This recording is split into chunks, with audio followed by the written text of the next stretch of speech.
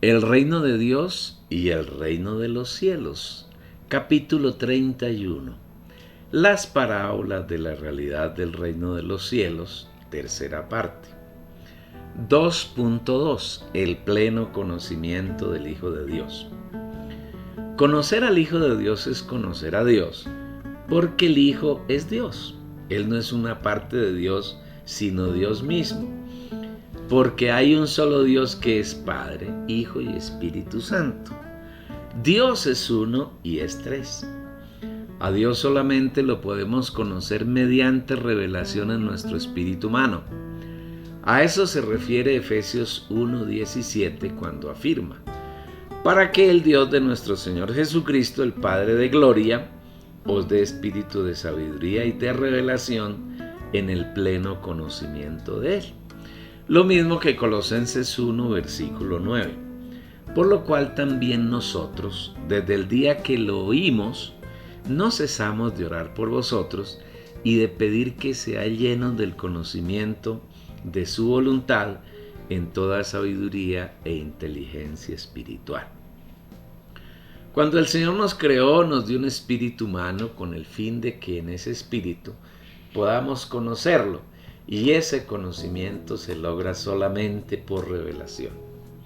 Nadie conoce quién es el Hijo sino el Padre, ni quién es el Padre sino el Hijo, y aquel a quien el Hijo lo quiera revelar. Lucas 10, versículo 22.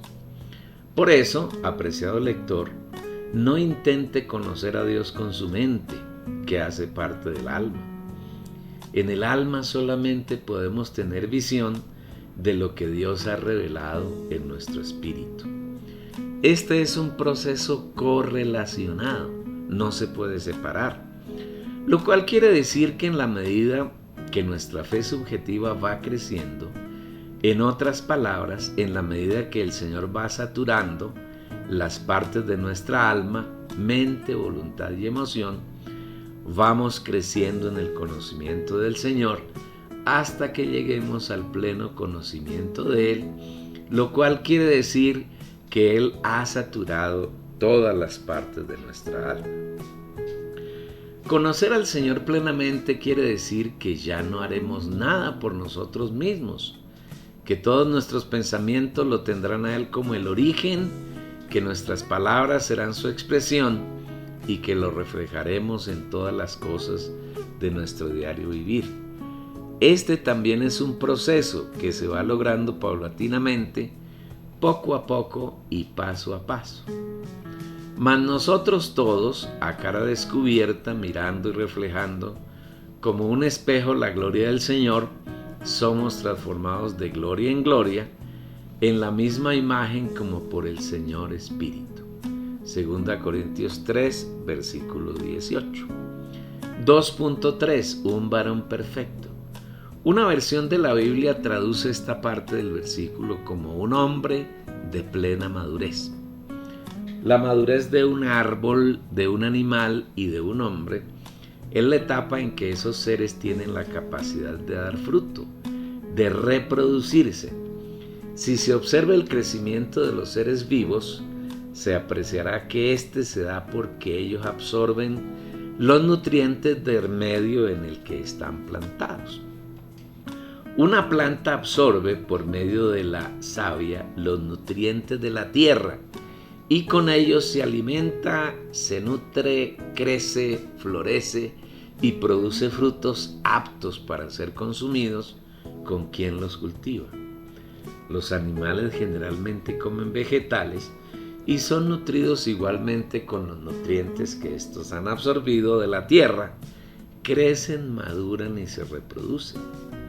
Igualmente los seres humanos comen animales y vegetales, se alimentan con los nutrientes que ellos les proporcionan y cuando llegan a la madurez producen frutos. Hablando espiritualmente, el proceso es similar. Cuando creímos fuimos injertados en Cristo, que es la vid verdadera, y absorbemos todos sus, comillas, nutrientes, que son sus riquezas. Poco a poco vamos creciendo hasta que llegamos a la plena madurez y damos frutos para su satisfacción. Aprecia lo que al respecto nos dice el Espíritu en Juan 15:1. Yo soy la vid verdadera y mi Padre es el labrador. Todo pámpano que en mí no lleva fruto lo quitará, y todo aquel que lleva fruto lo limpiará para que lleve más fruto. Dios ha laborado en nosotros durante mucho tiempo y aún sigue trabajando con el único propósito de que tengamos fruto para su satisfacción. Esto está confirmado en Colosenses 1, versículo 10 al decir: para que andéis como es digno del Señor, agradándole en todo, llevando fruto en toda buena obra y creciendo por el pleno conocimiento de Dios. Cada día, como hijos de Dios, debemos disponernos para que por medio de su trabajo en nosotros pueda encontrar algún fruto para disfrutar, para alimentarse y para gozar. Que no seamos como la higuera que el Señor maldijo, que solo tenía hojas y no suplió oportunamente la necesidad del Señor. Por la mañana, volviendo a la ciudad, tuvo hambre, y viendo una higuera cerca del camino, vino a ella, y no halló nada en ella, sino hojas solamente, y le dijo: nunca jamás nazca de ti fruto. Y luego se secó la higuera. Mateo 21, versículos 18 y 19.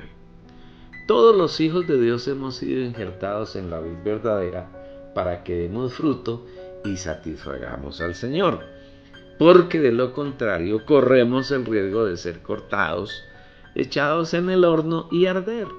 El que permanece en mí y yo en él, éste lleva mucho fruto. El que en mí no permanece será echado fuera como pámpano y se secará, y los recogen y los echan en el fuego y arden. Juan 15, versículos 5 y 6.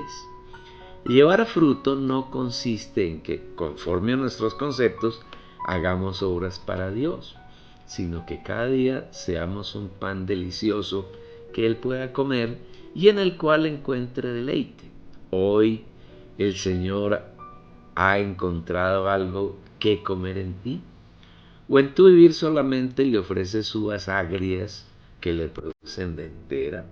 Qué bueno sería que el Señor cada día pueda decir de nosotros: tú eres mi Hijo amado, en quien me deleito. Marcos 1, versículo 11. 2.4. La medida de la estatura de la plenitud de Cristo. El cuarto aspecto que el Señor desea que alcancemos es la medida de la estatura de la plenitud de Cristo. Esto quiere decir que necesitamos que Cristo sature nuestro ser hasta el punto de que no haya nada que no esté lleno de Él. Nuestra mente necesita ser lleno de Cristo hasta que ni un solo pensamiento escape de Él. Esto quiere decir que en un creyente que ha llegado a la estatura de la medida de la plenitud de Cristo, no hay ningún pensamiento suyo que no tenga como origen el Espíritu, y este es un hábito que vamos adquiriendo poco a poco. Apreciado lector, ser un hombre espiritual no es nada complicado ni difícil.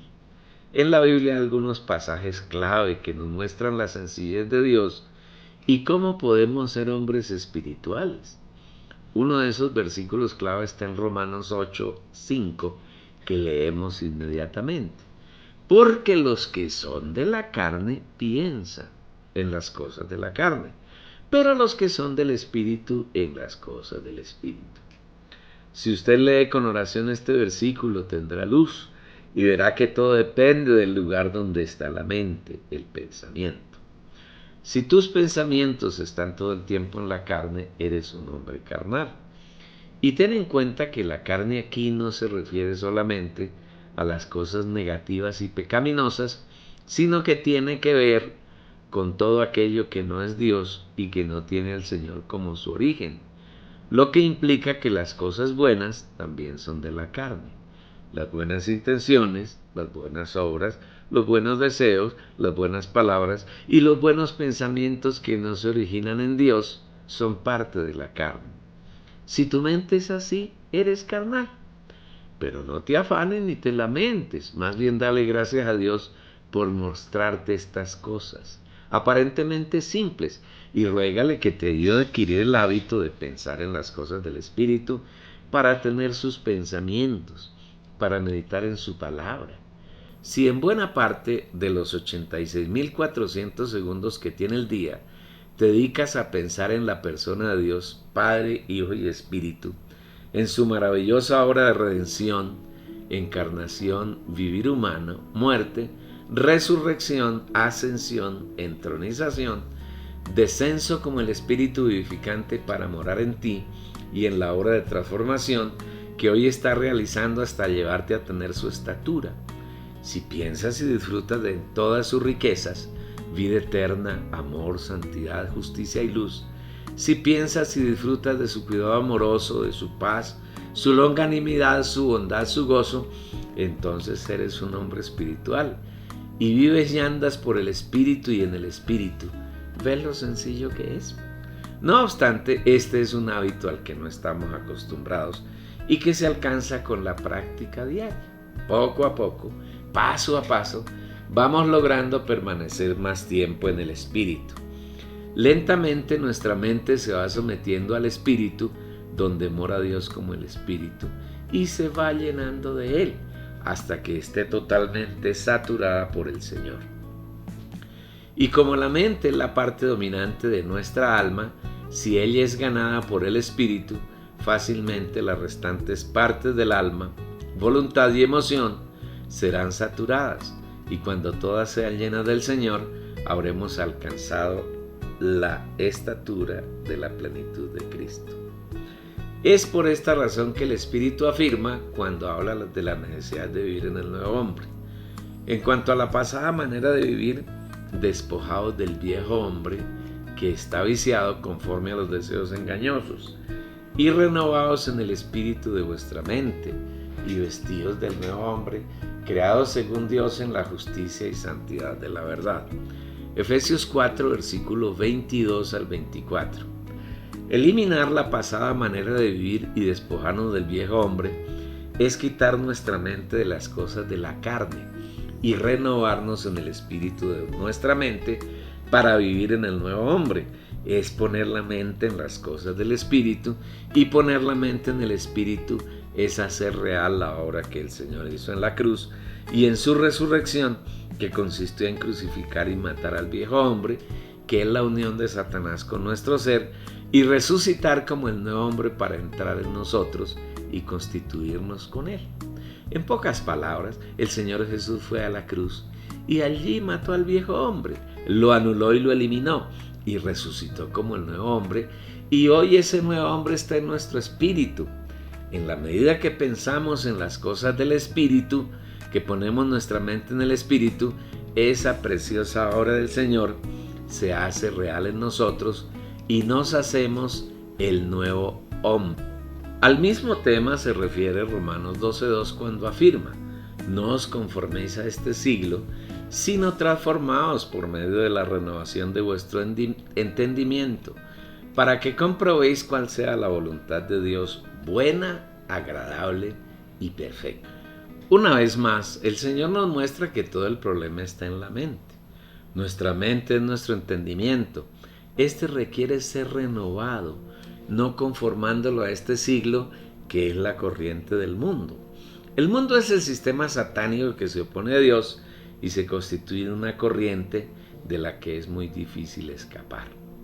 El mundo tiene herramientas muy poderosas para atrapar a las personas: los medios de comunicación, la música, la moda, las costumbres, las tradiciones, la religión, las prácticas de los grupos cristianos, las fiestas y carnavales.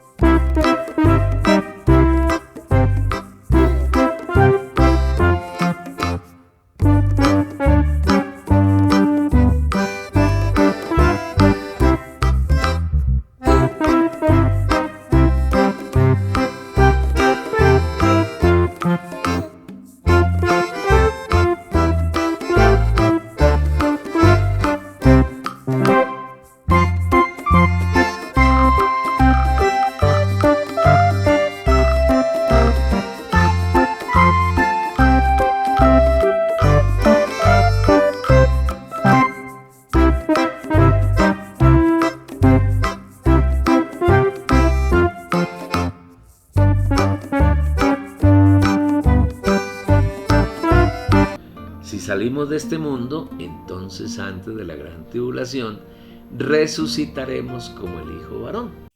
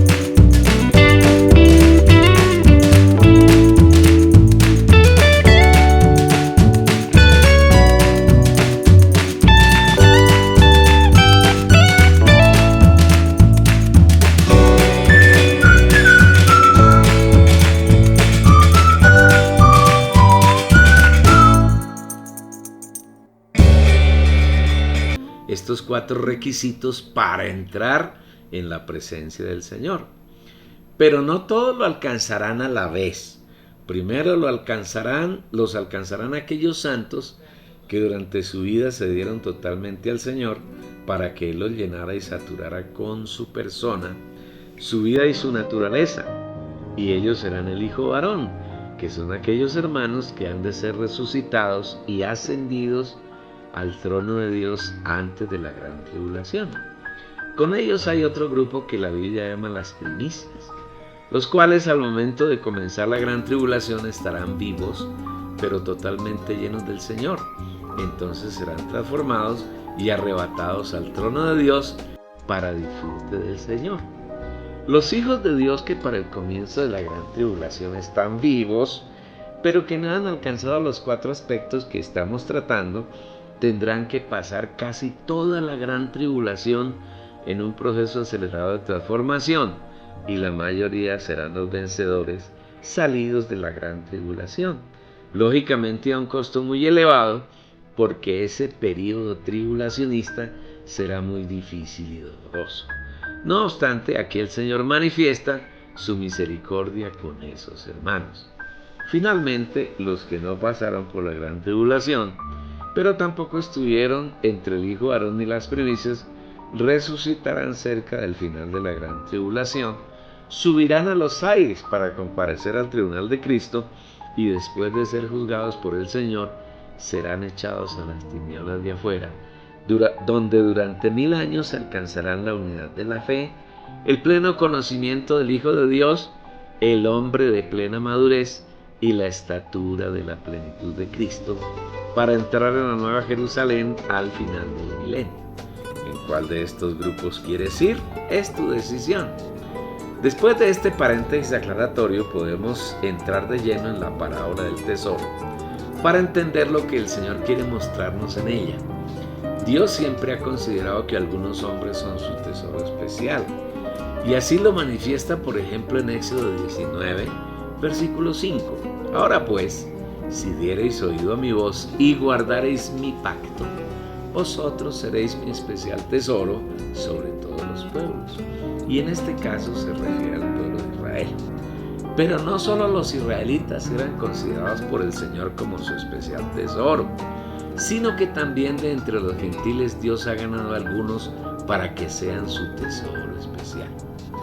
Porque tú fuiste inmolado y con tu sangre nos has redimido para Dios, de todo linaje y lengua y pueblo y nación, y nos has hecho para nuestro Dios reyes y sacerdotes, y reinaremos sobre la tierra.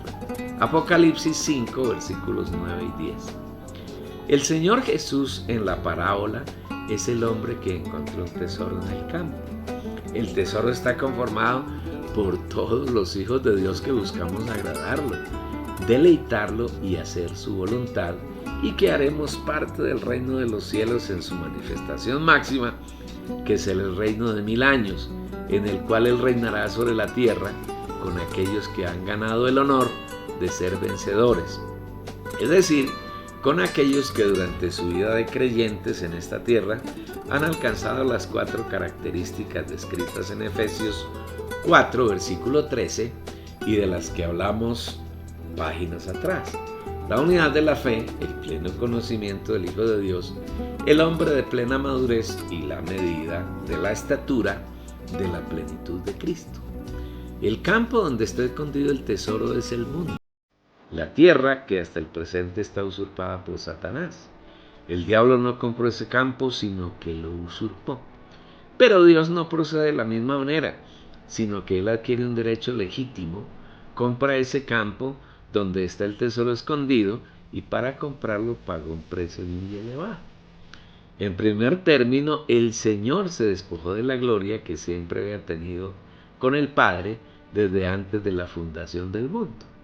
Una vez que se despojó de su gloria, se hizo un hombre lleno de humildad y por más de 3 décadas pasó por muchos sufrimientos en esta tierra, persecuciones de Satanás y de los hombres, incomprensión, calumnias, acusaciones falsas, burlas, etc. Al final de ese periodo murió en la cruz, pero con esa muerte, que a los ojos de Dios fue muy agradable, derrotó y aplastó a Satanás y nos liberó a nosotros de sus garras. Luego de su muerte, por el poder de Dios, resucitó de entre los muertos para vencer a aquella como el peor flagelo que Satanás había introducido en la humanidad. Y al resucitar entró en aquellos que él mismo había escogido antes de la fundación del mundo para con ellos formar su tesoro. Observe que ese tesoro está escondido. El Señor lo encontró en el campo y fue y lo escondió y así permanece escondido. Al Señor no le gusta la publicidad ni lo atraen las multitudes, sino que le encanta el secreto, la intimidad y las pocas cosas que tiene excelente calidad. Es por eso por lo que cuando el Señor nos enseñó a orar, lo primero que hizo fue corregir 2 errores que los religiosos cometen al hacerlo: el orar en público para ser visto de los hombres y las vanas repeticiones en la oración.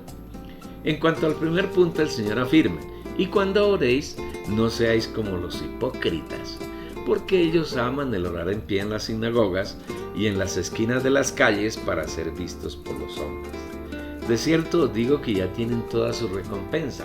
Mas tú cuando ores, entra en tu aposento y cerrada la puerta, ora a tu Padre que está en secreto, y tu Padre que ve en lo secreto te recompensará.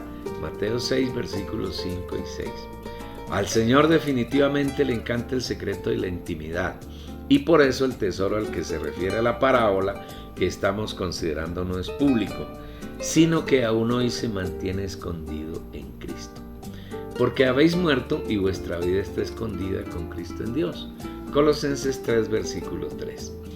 Desde el punto de vista físico, un tesoro no ocupa mucho espacio y tampoco tiene muchos elementos. Los tesoros más valiosos contienen generalmente oro, perlas y piedras preciosas.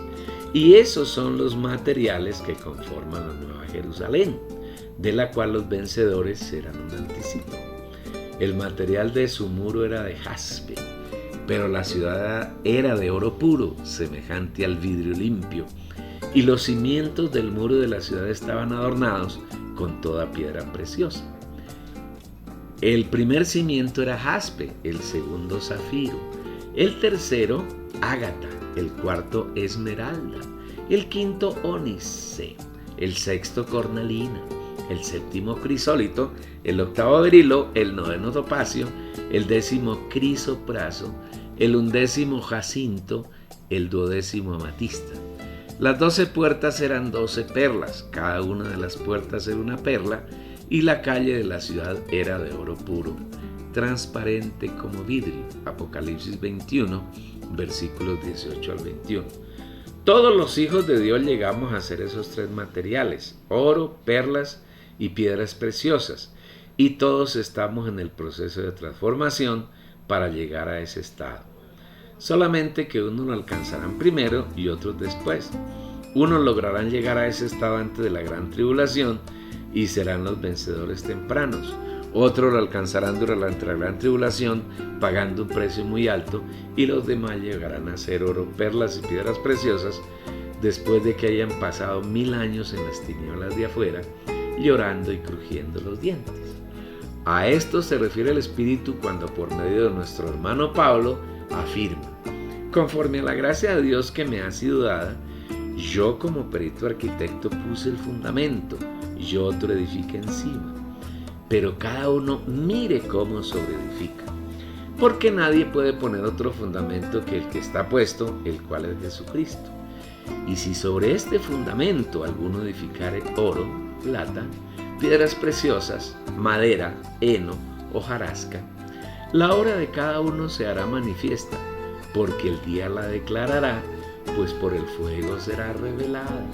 Y la obra de cada uno cual sea, el fuego la probará. Si permaneciere la obra de alguno que sobreedificó, recibirá recompensa. Si la obra de alguno se quemare, él sufrirá pérdida, si bien él mismo será salvo, aunque así como por fuego. 1 Corintios 3, versículos 10 al 15. Solamente hay un fundamento para la edificación, y Dios le dio la gracia solamente a un hombre para poner ese fundamento, a saber, a Pablo. Nadie distinto a él puede poner el fundamento, y todos los creyentes estamos apoyados sobre el único fundamento, que es el Señor Jesucristo, su persona y su obra. El problema está en cómo sobreedificamos cada uno de nosotros, porque todos los creyentes tenemos la obligación de sobreedificar, y para hacerlo tenemos la opción de elegir entre dos grupos de materiales: madera, heno y hojarasca, el primer grupo, y oro, plata y piedras preciosas, el segundo grupo. Se puede ver que el primer grupo está conformado por 3 elementos vegetales: madera, heno y hojarasca. Los 3 se refieren a la naturaleza humana no transformada, no trabajada por el Señor, y con esos materiales sobreedifica el cristianismo contemporáneo. Sus obras son visibles, voluminosas, llenas de gloria humana, conocidas por todo el mundo. Son obras públicas que nada tienen que ver con el tesoro escondido. La apariencia de estas obras es de madera, que da un aspecto bello y atractivo a quienes las aprecian, pero no resisten ni a los animales que las atacan, ni al fuego. El heno es voluminoso, al igual que la hojarasca, pero su valor es despreciable a pesar de su inmenso volumen. Lo mismo ocurre con la hojarasca. Pero quienes edifican con oro, plata y piedras preciosas son aquellos que se someten al Señor para que Él pueda hacer su obra de transformación, hasta que obtenga unos materiales que no se corrompen con nada y que no pueden ser afectados por el fuego, pues la obra de cada uno de nosotros será probada con fuego. El oro es un metal que tiene características únicas. No se corrompe con ningún ácido, siempre se mantiene en el mismo volumen y no hay sustancia que pueda descomponerlo. Cuando se somete a altas temperaturas se funde y hace que a su superficie emerjan las impurezas que pueda haber dentro de él hasta quedar totalmente puro, pero el fuego no lo destruye. Por eso el Señor compara nuestra fe con ese metal, para que sometida a prueba vuestra fe mucho más preciosa que el oro, el cual aunque perecedero se prueba con fuego, sea hallada en alabanza, gloria y honra cuando sea manifestada Jesucristo. 1 Pedro 1, versículo 7. Si queremos llegar a ser oro puro, que es el material principal de la Nueva Jerusalén, y ese oro se refiere a la naturaleza de Dios, lo que quiere decir que debemos ser llenos y saturados de la naturaleza divina. Es necesario que pasemos por pruebas de fuego. El Señor nos disciplina, nos azota, nos castiga y nos reprende, y todo lo que Él hace en nosotros, en primer lugar, manifiesta el amor que nos tiene como hijos suyos, y en segundo lugar, produce en nosotros un proceso de transformación en el cual todos los elementos inmundos que aún queda como residuos del pecado que Satanás nos introdujo, está en la escoria, van emergiendo a la superficie. El Señor los va eliminando y paulatinamente va agregando su naturaleza divina y santa hasta que todo nuestro ser quede saturado por ella y nosotros lleguemos a ser oro puro. El segundo elemento que conforma ese grupo con el que necesitamos sobreedificar es la plata, la cual hace referencia a la obra redentora del Señor Jesús. En el mundo contemporáneo, la plata es el elemento que utilizamos para comprar bienes y servicios. El Señor Jesús, como ya vimos, pagó un precio muy alto para redimirnos, y a eso se refiere la plata como elemento para sobreedificar. Esto quiere decir que nuestro vivir como creyentes debe tener como base la redención de Cristo. Es decir, que debemos permitir que sea el Señor quien haga sus obras en nosotros y no nosotros quienes hagamos nuestras obras para Él. Todas nuestras obras le son abominables. Si bien todos nosotros somos como suciedad y todas nuestras injusticias, mejor, como trapo de inmundicia, y caímos todos nosotros como la hoja y nuestras maldades nos llevaron como viento. Isaías 64, versículo 6. Por eso el Señor dice en Efesios 2:10, porque somos hechura suya, creados en Cristo Jesús para buenas obras, las cuales Dios preparó de antemano para que anduviésemos en ellas. Disfrutar diariamente la obra de redención que el Señor hizo por nosotros es sobreedificar en el fundamento con oro, plata y piedras preciosas, permitiendo que sea Él quien haga sus obras en nosotros y a través de nosotros. El cristianismo contemporáneo hace muchas obras para Dios que no son nada distinto a madera, heno y hojarasca. Quienes pertenecemos al tesoro escondido no hacemos obras para el Señor, sino que permitimos que Él haga en nosotros sus obras. En otras palabras, andamos en las obras que Él preparó de antemano para que anduviésemos en ellas. ¿En qué lado estás? Sin embargo, en la Nueva Jerusalén no hay plata sino perlas.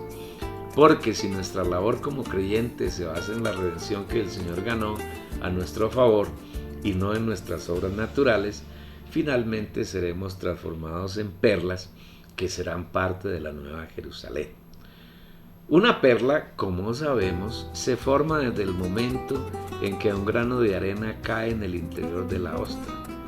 Ella segrega jugos llenos de riquezas nutritivas alrededor del grano de arena, el cual poco a poco se convierte en una perla de alto valor.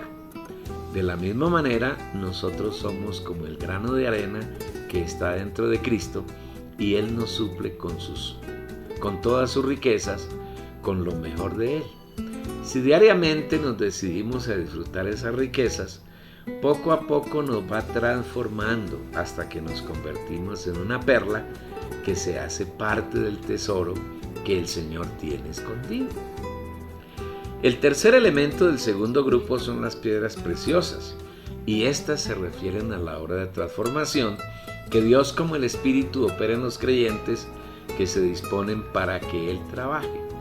Las gemas o piedras preciosas como el diamante, el rubí, la esmeralda, la cornalina y todas ellas no están desde siempre en la naturaleza, sino que se van formando a través de periodos de tiempo muy prolongados, sometidas a altas y bajas temperaturas, a altas presiones y bajo todas las circunstancias que le da la naturaleza, y en el tiempo se convierten en gemas muy valiosas. En un sentido, nadie puede edificar la iglesia, el cuerpo de Cristo, porque esa potestad se la reservó el Señor para su exclusividad. Y yo también te digo que tú eres Pedro, y sobre esta roca edificaré mi iglesia. Mateo 16, versículo 18. Pero el Señor no edifica solo, sino que requiere de los hombres que Él escogió y redimió. En la medida que disponemos nuestro ser, Él nos somete a altas y bajas temperaturas, a altas y bajas presiones, a sufrimientos, a dificultades y a tantas cosas por las que pasamos mientras atravesamos este valle de la vida humana.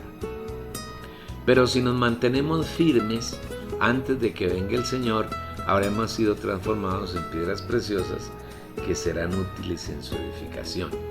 Y a esto se refiere la frase, cada uno mire cómo sobreedifica encima. En 1 Corintios 3:13 dice que la obra de cada uno será probada por el fuego. La obra de cada uno se hará manifiesta porque el día la declarará, pues por el fuego será revelada. Y la obra de cada uno, cual sea, el fuego la probará. Este versículo dice que el día declarará la obra de cada uno. ¿Qué día es este?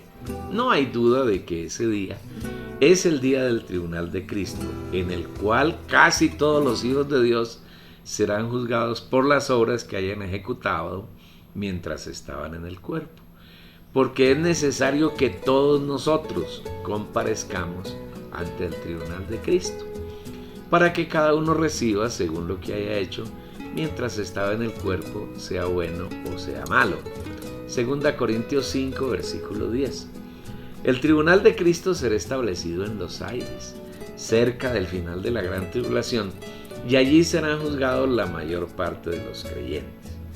De ese juicio estarán exentos aquellos hermanos que hayan sido resucitados como el hijo varón antes de la gran tribulación, y los que hayan sido arrebatados vivos, igualmente antes de la gran tribulación, como las primicias vivas. Y estos últimos son los creyentes que, estando vivos, han madurado totalmente, según lo descrito en Apocalipsis 14, versículo 1 al 5.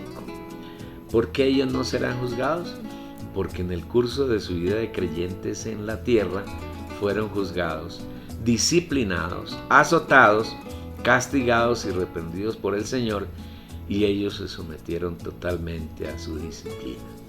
Porque es tiempo de que el juicio comience por la casa de Dios. Y si primero comienza por nosotros, ¿cuál será el fin de aquellos que no obedecen al Evangelio de Dios? 1 de Pedro 4, versículo 17. Observa que aquí hay dos grupos de personas, y los dos grupos son creyentes genuinos. El primer grupo hace referencia a quienes, haciendo parte de la casa de Dios, hacen la voluntad del Padre. Y en medio de los sufrimientos, la disciplina y la reprensión se someten al Señor. Y el otro grupo se refiere a quienes, siendo también parte de la casa de Dios, no obedecen al Evangelio de Dios. Observa bien para que veas que no habla de incrédulos, sino de aquellos que no obedecen al Evangelio de Dios. Un hermano genuino indudablemente es un creyente que ha recibido al Señor, pero puede ser que no obedezca al Evangelio de Dios, que es Cristo. Puede ser que él se dedique a seguir a hombres, ministerios particulares, tradiciones religiosas, o a vivir de acuerdo con sus propios conceptos y puntos de vista, pero no a hacer la voluntad del Señor, no a seguir al Cordero por donde quiera que va. Esto es desobedecer el Evangelio de Cristo. En el tribunal de Cristo cada uno expondrá su obra, la que hizo mientras estuvo en el cuerpo. Y a esa obra el Señor le pondrá fuego. Si la obra está hecha con oro, plata y piedras preciosas, lógicamente no se quemará. Y ese es el tesoro escondido al que se refiere la parábola.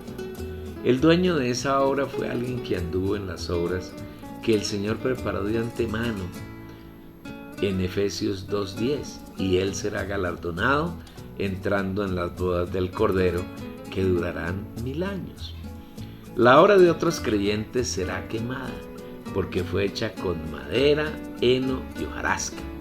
Todos estos elementos son vegetales y se refieren a la naturaleza humana no transformada, la naturaleza humana que no permitió que el Dios triuno como el Espíritu realizara su obra de transformación, y son creyentes que no lograron, mientras estaban en el cuerpo, llegar a la unidad de la fe, ni conocer plenamente al Hijo de Dios, ni llegar a ser el hombre de plena madurez, ni alcanzaron la estatura de la plenitud de Cristo.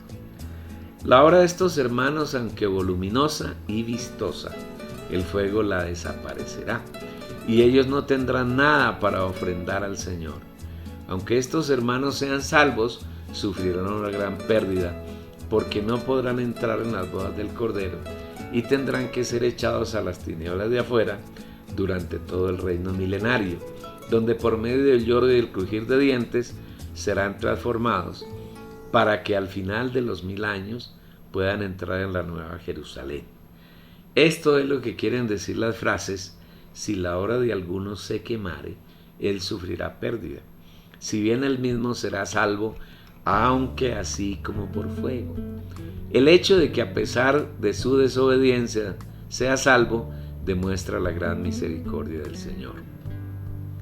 El cristianismo está lleno de esta clase de obras, mega iglesias, donde se hacen muchos milagros, pero de dudoso origen, ministros que soplan y tumban la gente, pero sin ningún respaldo de la palabra ni del Espíritu, ministerios que proclaman ser los únicos y que fuera de ellos no hay salvación, pero que Dios, desde el punto de vista de ellos, su ministerio es el único que acepta, y un sinfín de cosas que tú, querido lector, seguramente conocerás más y detalles. Ten en cuenta que el tesoro reúne dos condiciones especiales. La primera, que es pequeño, no voluminoso. Un tesoro conformado por oro, perlas y piedras preciosas cabe en un cofre de tamaño pequeño. No ocupa mucho espacio y es de gran valor. La segunda característica del tesoro es secreto, está escondido, no es único. Y es fácil esconderlo porque es pequeño, no es voluminoso como la madera o el metal. Por eso, cuando el Señor habló de su venida, dijo que esta sería como ladrón en la noche. Pero el día del Señor vendrá como ladrón en la noche. Segunda de Pedro 3, versículo 10. Cuando un ladrón penetra en una casa, no busca robar cosas voluminosas, sino cosas pequeñas que sean de alto valor y que no ocupen tanto espacio, tales como joyas, collares, anillos, dinero en efectivo, las cuales pueden ser transportados sin mayor problema. El Señor, como ladrón, no buscará hermanos voluminosos, en cuya constitución solo haya madera, heno y hojarasca, sino aquellos que se hayan constituido con la naturaleza divina de Dios y sean ricos en él, oro. Los que han tomado como base de su vivir la obra redentora de Cristo, plata, no sus propias obras de hazaña. Igualmente tomará aquellos santos que hayan permitido que el Espíritu Santo lograra realizar su obra de transformación hasta convertirlo en piedras preciosas. Amable lector y oyente, queremos concluir la reflexión sobre esta parábola del tesoro escondido formulándote una pregunta con todo respeto y esperamos que se la respondas al Señor en oración. Mientras lees este libro, ¿consideras que has absorbido suficientemente la naturaleza divina dentro de ti? ¿Consideras que has vivido tu vida de creyente disfrutando y haciendo real en tu vivir la obra redentora que el Señor Jesús realizó por y para nosotros, y que le has permitido trabajar suficientemente al Espíritu Santo para que te transforme y te pueda presentar perfecto en Cristo Jesús? Si no es así, por favor, no desaproveches un segundo más de la vida que el Señor te está dando en esta tierra. Mañana puede ser demasiado tarde. Otros necesitan disfrutar esta palabra para crecer, y podrán hacerlo si tú les envías la dirección de la página www.las-primicias.com.